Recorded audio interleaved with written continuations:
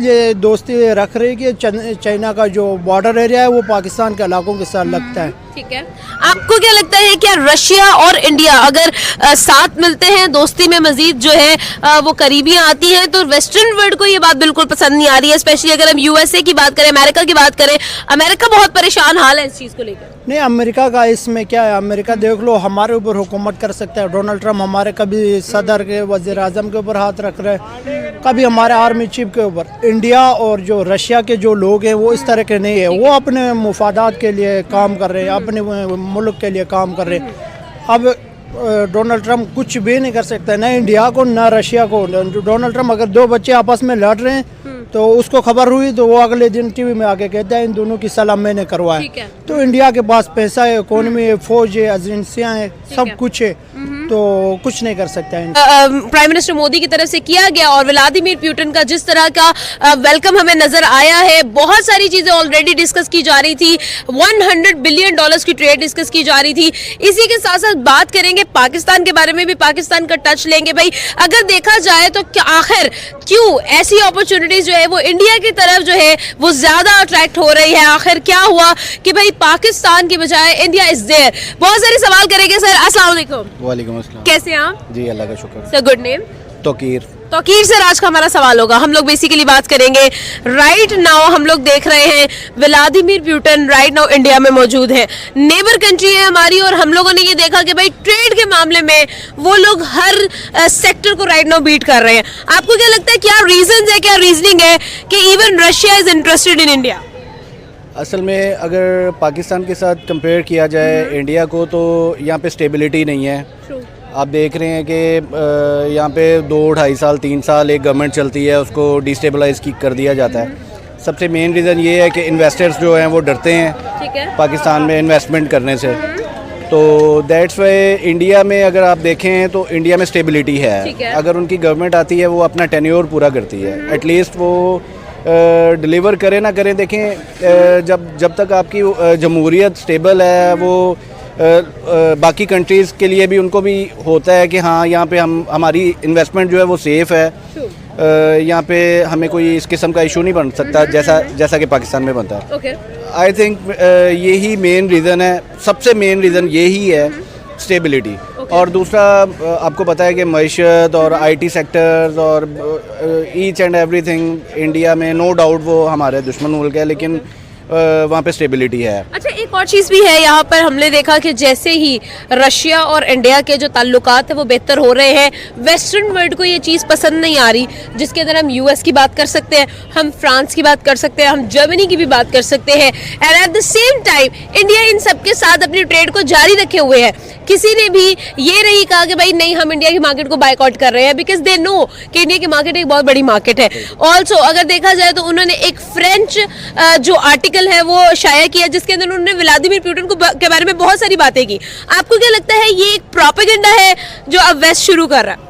I think आपको पता है कि 2 ब्लॉक्स हैं, एक रशिया का है, चाइना का है और एक अमेरिका का है। ठीक है, एक टाइम में आप एक जगह पे ही स्टेबल कर सकते हैं।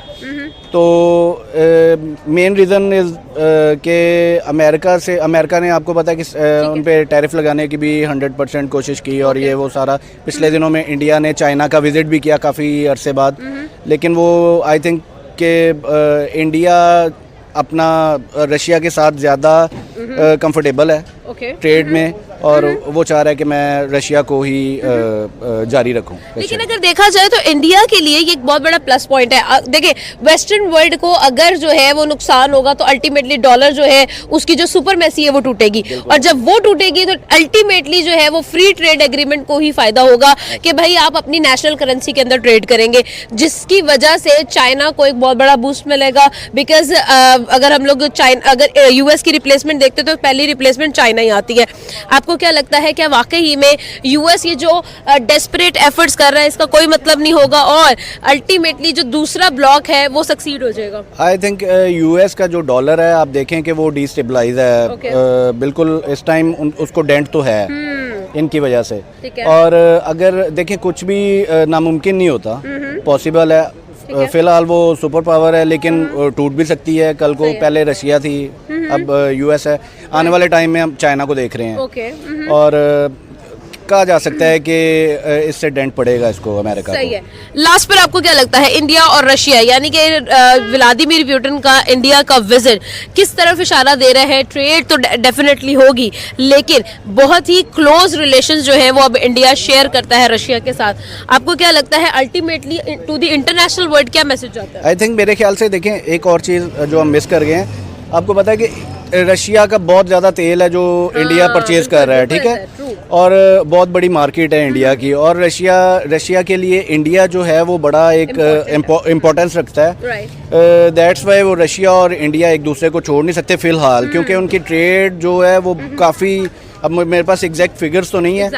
आपको क्या लगता है कि ये जो डील्स की बात की जा रही है, 15 कॉन्ट्रैक्ट साइन होने वाले हैं, फ्री ट्रेड एग्रीमेंट की बात की जा रही है, और ये बात की जा रही है कि रशिया अपनी कार्स की प्रोडक्शन इंडिया में स्टार्ट करने वाला है। ये एक बहुत बड़ी बात है, बहुत बड़ी इससे बिजनेस जनरेट होने वाले हैं। और मजीद ऑयल की भी बारे में बात की जाएगी, ऑयल की जो मिकदार अभी खरीदी जा रही है उसको बढ़ाने की बात की जाएगी।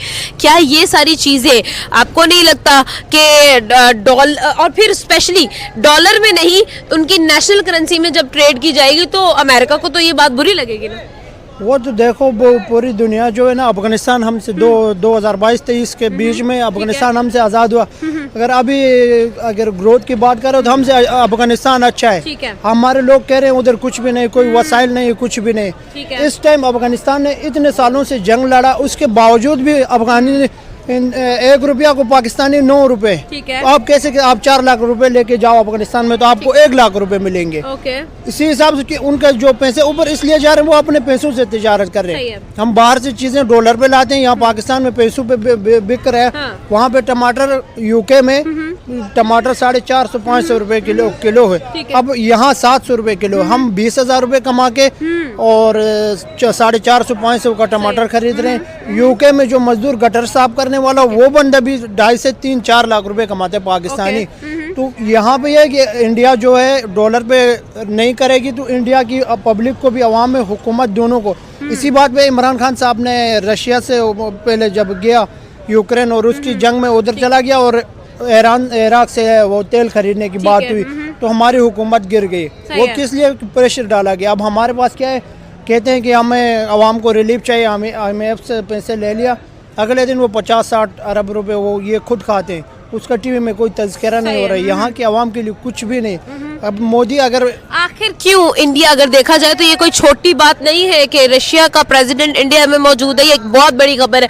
आपको क्या लगता है आखिर कैसे इंडिया ने इतना एक बड़ा स्टेप जो है वो अपनी फॉरेन पॉलिसी के अंदर अचीव किया? इतनी बड़ी ट्रेड की बात की जा रही है कि रशिया खुद चलकर इंडिया के पास आ रहा है, उनको ऑफर कर रहा है कि भाई आप हमसे ये ले लें, आप हमारी ये वाली फैक्ट्री यहाँ पर लगा लें, आप हमारे साथ जो है फ्री ट्रेड एग्रीमेंट कर लें। ये सारी बातें जो है वो ऑफर की जा रही है, और ऑफर जिसको की जाती है डेफिनेटली बॉल उसके पास होती है। आपको क्या लगता है क्या रीजन? नहीं, सबसे पहले जो है ना ईमानदारी। हमारे हुक्मरान कह रहे थे चाइना इस्लामाबाद में इतनी बड़ी कंपनियां लगाएंगे, हमारे 400-500 लोग उस पर जॉब करेंगे। उसके बाद कह रहे थे कि सऊदी अरब हमारे पास इतने डॉलर इन्वेस्ट करेगा। वो क्यों नहीं करते कि हमारे हुक्मरान करप्ट है। एक सऊदी अरब का मुसलमान अमेरिका में 100 अरब डॉलर इन्वेस्ट करते, पाकिस्तान में 1000 करने के लिए तैयार क्यों नहीं है? हम लोग चोर हैं। आपके पास भी अगर पैसे किसी चोर के साथ पार्टनर होकर कारोबार करेंगे या कोई अच्छे से, अब इंडिया में हमने कभी नहीं सुना होंगे उनके आपस में ताल्लुकात खराब होते हैं। सियासतदान कोई किसी को पसंद नहीं करता, कोई किसी को। अब पाकिस्तान में ऐसे ऐसे लोग, अब आपको पता है कि हमारे MPA की 2 लाख रुपए तनख्वाह थी, अभी उसको सीधा से बढ़ा के 5 लाख रुपए होगी। और जो एक MPA की जितना प्रोटोकॉल है पाकिस्तान में, वो इंडिया में बाहर मुल्कों में वज़ीर आज़म का नहीं। अभी अता ताड़र जैसा MPA को 5 कुक दिए गए, सरकारी बिल्डिंग दी गई, बिजली फ्री है। इस तरह मुल्क कभी तरक्की नहीं करता है। आप सोच रहे हो कि आपका अकेला बाप कमा के आपका घर तरक्की करेगी? आप बाप के मुंह से बोले हुए अल्फाज से तरक्की कभी नहीं होगी। हमारा सबसे पहले अदलिया अच्छी होनी चाहिए। जब तुम्हारी अदालतें इस तरह की हैं तो कोई भी बाहर का बंदा आके यहाँ इन्वेस्ट नहीं करेगा। आपको पता है गिलगिट पोर्ट में 15 अरब रुपए की iPhone मोबाइलें फौज के बंदों ने उठा लिया है। ना वो बिजनेस करने दे रहे हैं, ना कुछ। वो हमारे लोग वहाँ पे रो रहे हैं, धरना दे रहे हैं तो उनको उठा रहे हैं। तो इस तरह कोई भी बाहर का जो जैसा रशिया जैसा मुल्क, यूएस जैसा मुल्क, कोई भी बाहर की कंपनी, हालात कि हम जाके उधर सऊदीया को कह रहे हैं हम तुम्हारी हिफाजत करेंगे, हमारे आर्मी ये करेगी, फिलहाल करेगी। क्या इंडिया और रशिया की ये मुलाकात, पुतिन और मोदी की ये मुलाकात जो है वो इंडिया के रिश्तों, इंडिया और रशिया को मजीद करीब लाने वाली है? क्या ट्रेड मजीद इंक्रीज होने वाली है, $100 बिलियन तक पहुंचने वाली है?